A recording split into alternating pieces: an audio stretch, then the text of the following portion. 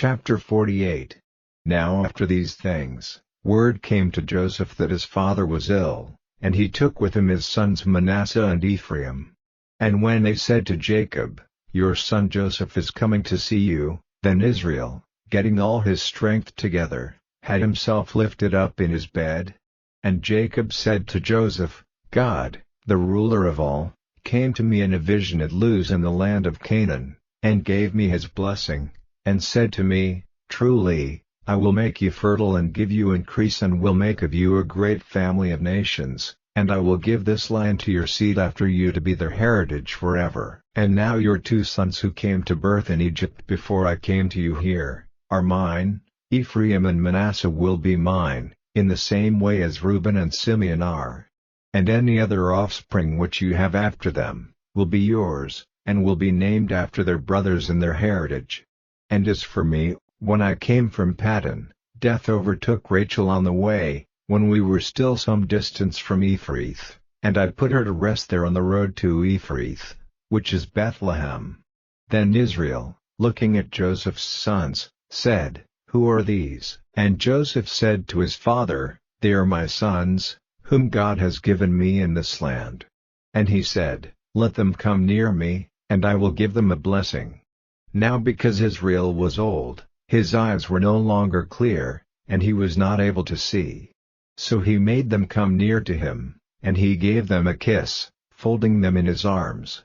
And Israel said to Joseph, "I had no hope of seeing your face again, but God in his mercy has let me see you and your children." Then Joseph took them from between his knees, and went down on his face to the earth. Then taking Ephraim with his right hand, Joseph put him at Israel's left side, and with his left hand he put Manasseh at Israel's right side, placing them near him.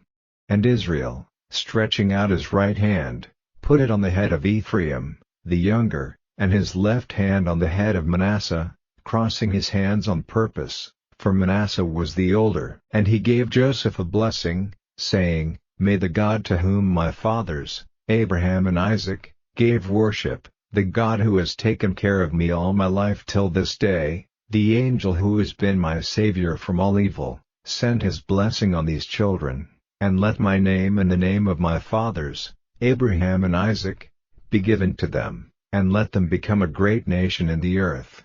Now when Joseph saw that his father had put his right hand on the head of Ephraim, it did not seem right to him, and lifting his father's hand he would have put it on the head of Manasseh. And Joseph said to his father, "Not so, my father, for this is the older, put your right hand on his head."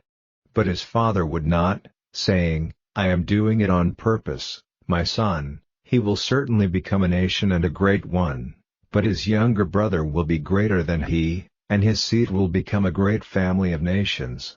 So he gave them his blessing that day, saying, "You'll be the sign of blessing in Israel, for they will say, May God make you like Ephraim and Manasseh," and he put Ephraim before Manasseh. Then Israel said to Joseph, "Now my death is near, but God will be with you, guiding you back to the land of your fathers.